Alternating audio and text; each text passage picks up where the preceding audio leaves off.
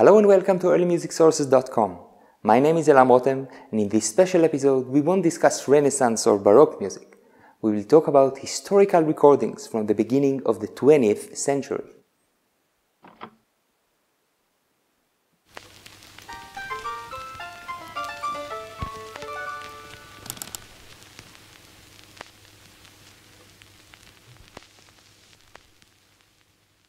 As early music lovers, we are very much interested in old performance practices, the way music was played at the time of its composition. It is clear to us that music from 400 or even 200 years ago was performed very differently than it is performed by today's leading performers. But what about more recent times? Thanks to historical recordings, we have a window to the performance practices of roughly 100 years ago, a time of many great composers and many great musicians who studied with the great masters of the 19th century. Although these recordings are indeed close to the 19th century and the Romantic era, it is still quite a leap to say that these recordings are a faithful representation of the Romantic performance practices.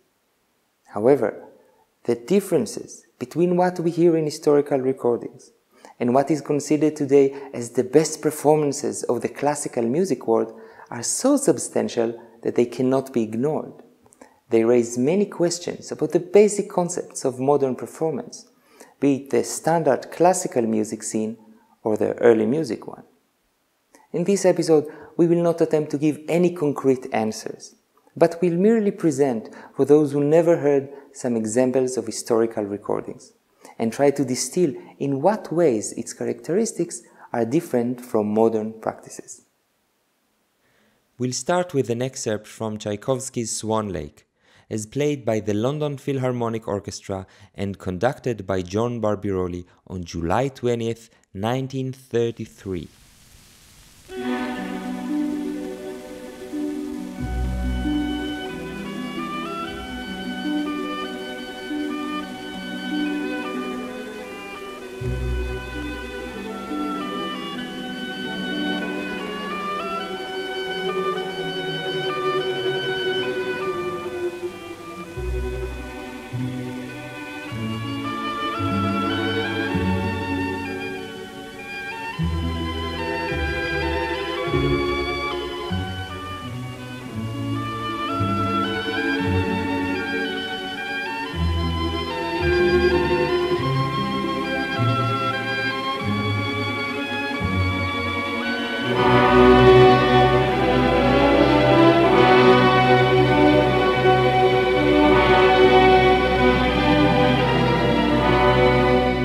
We should probably stop here.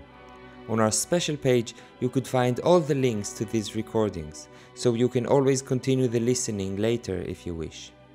Now, without saying much, we will listen to a recording from nowadays.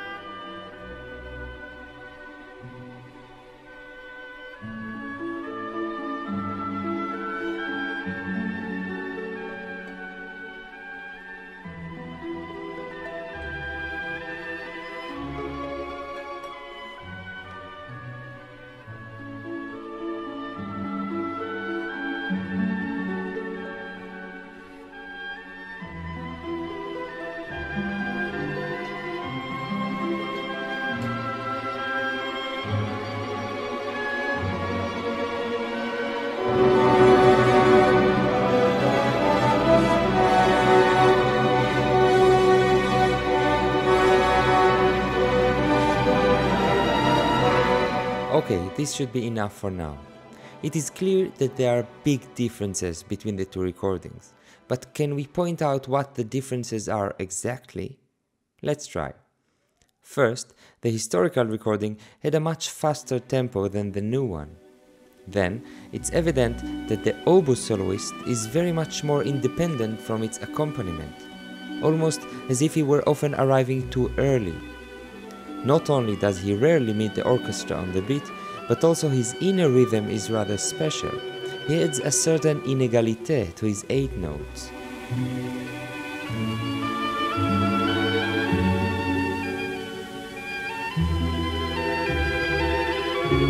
Listening to the new recording, we hear that the notes are pretty equal in their length, and also that the solo is perfectly synchronized with its accompaniment.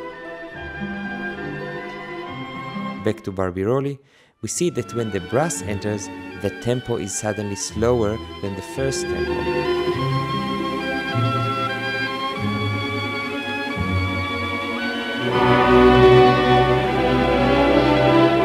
In the modern recording, however, the tempo stays the same throughout. So these were quite remarkable differences for only 1 minute of music. But is this a special case, or can we find similar characteristics in other recordings? Let's see. In this example, we listen to Frédéric Le Monde playing a piece of his teacher, Franz Liszt. Liebestraum number 3.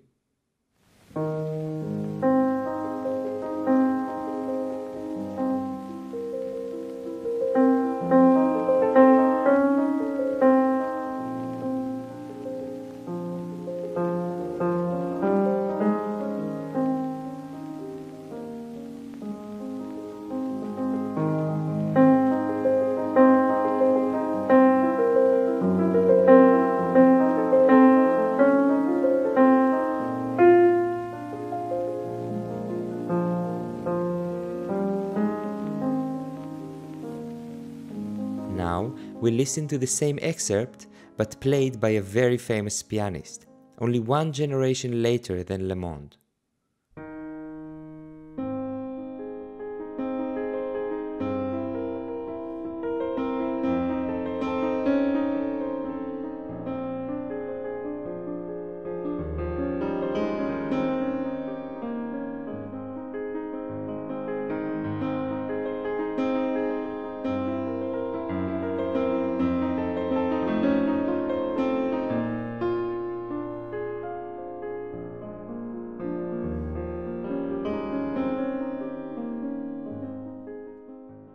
So, first of all, we notice that the older recording has a rather flexible tempo.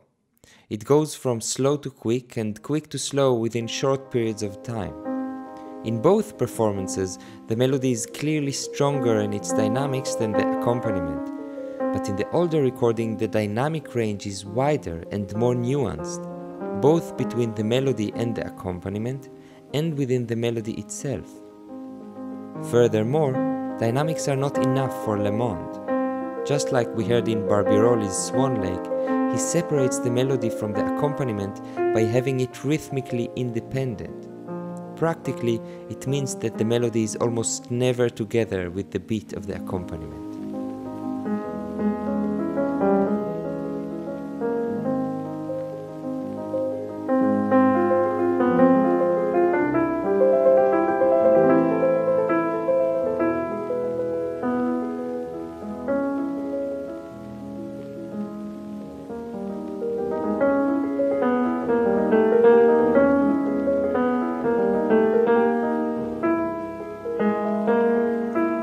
This was nice. Check the rest of it on our website. After hearing these examples, one may wonder if the performers simply allowed themselves to take greater freedoms in their interpretation than in later times. If only we could listen to the actual composers play their own music. Oh, but we can. There are several historical recordings of composers performing themselves. Let's listen to Grieg playing Grieg. Here is a recording from 1903 of Grieg playing his piece To the Spring from Opus 43. Like in many historical recordings, we have to make an effort to hear beyond the problematic recording quality.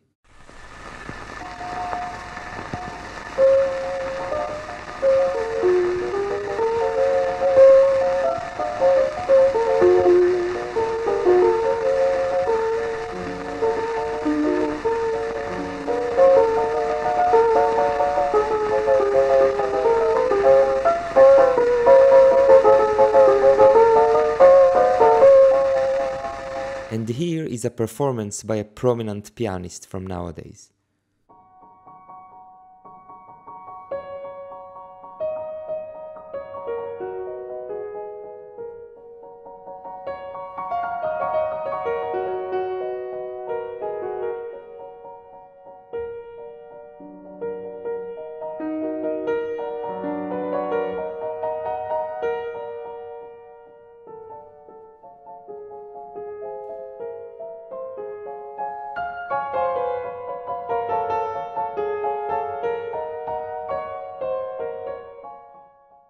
Going back to the performance of the composer, we hear that the tempo is significantly faster.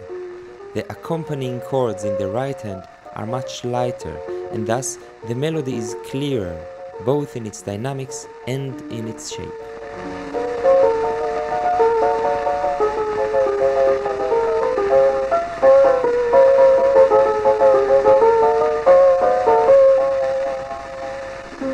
Having recordings of composers performing their own music is something extremely precious, something that fans of earlier musical styles can only dream of. Check our special page for some more such recordings. Now, let's listen to some vocal recordings. Here is a performance of the famous Habanera from the opera Carmen, sung by Conchita Supervia in 1930.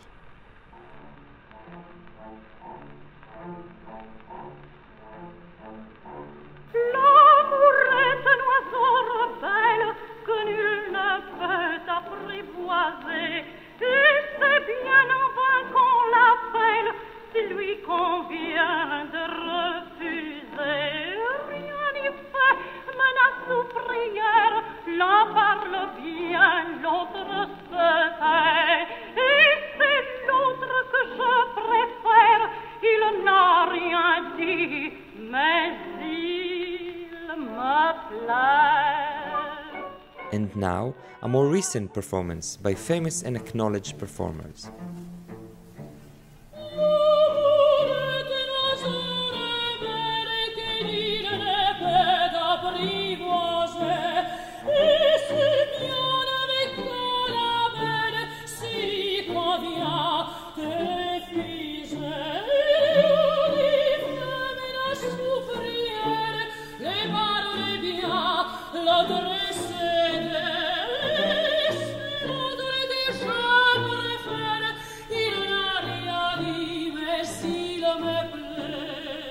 Going back to 1930, we hear that the performance is faster, lighter, and the ostinato in the bass has a certain irregularity to it.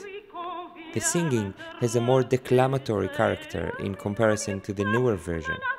The note lengths are dictated more by the text than by the written note values. Furthermore, there are more tempo changes, some of them quite extreme.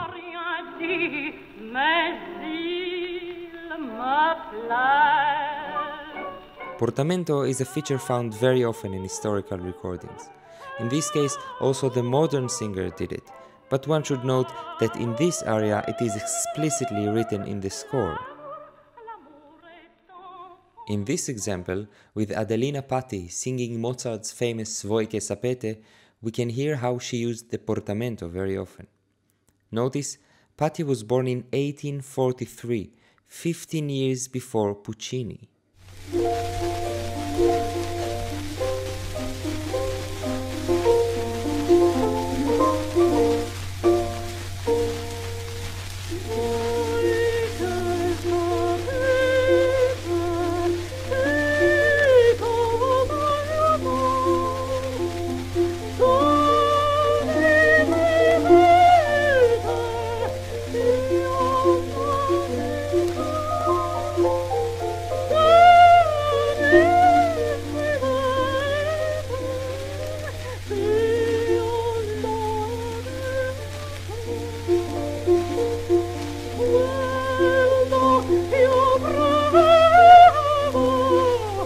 Another thing we can very clearly hear in this example, in addition to the typical tempo fluctuations, is the almost non-existent vibrato, a feature that we would have more difficulty finding nowadays.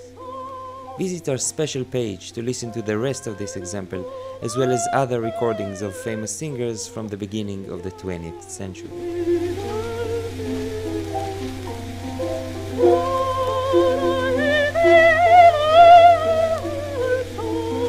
So we heard some singing. Singing was always a source of inspiration for instrumentalists, and especially for violin players who could imitate their glissandi and portamenti. Here we can hear a recording from 1925 of René Chemet playing Saint-Saëns.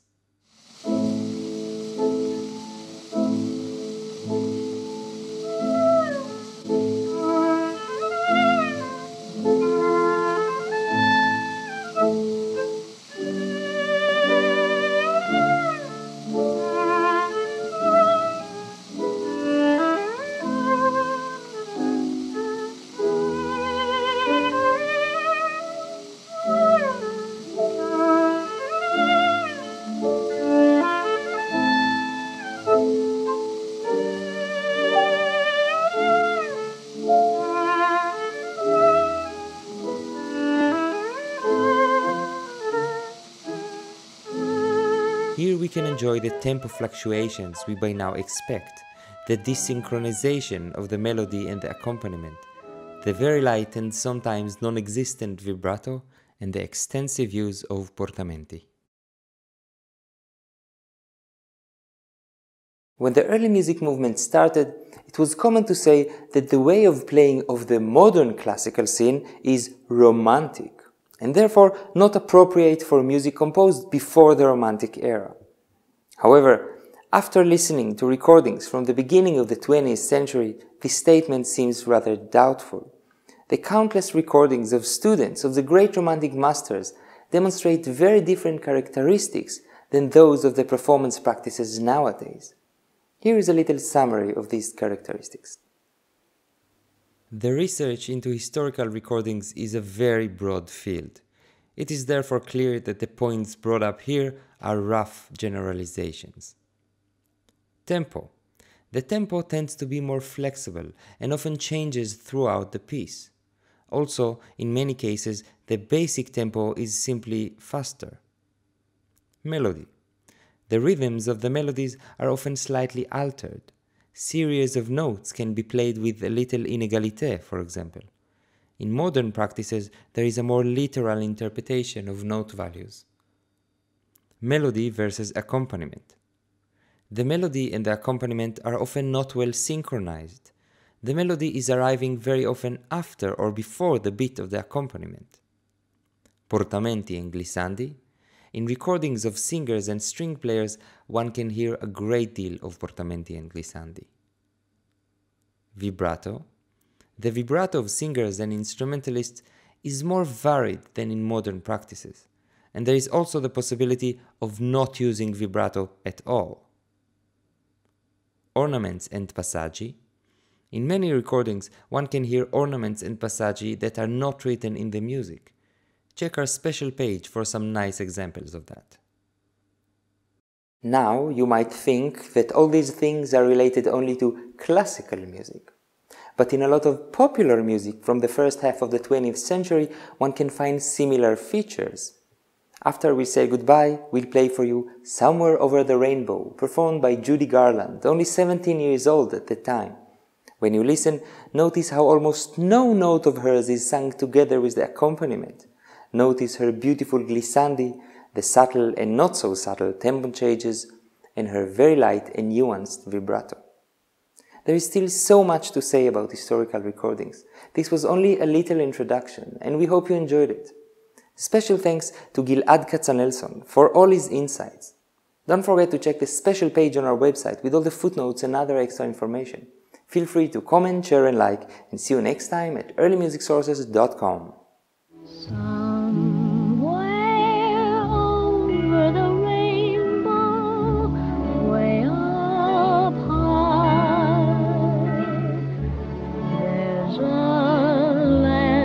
I heard of once in a lullaby. Somewhere over the rainbow, skies are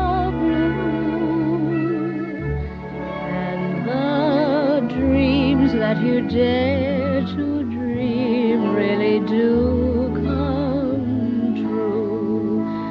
Someday I'll wish upon a star and wake up where the clouds are far behind me,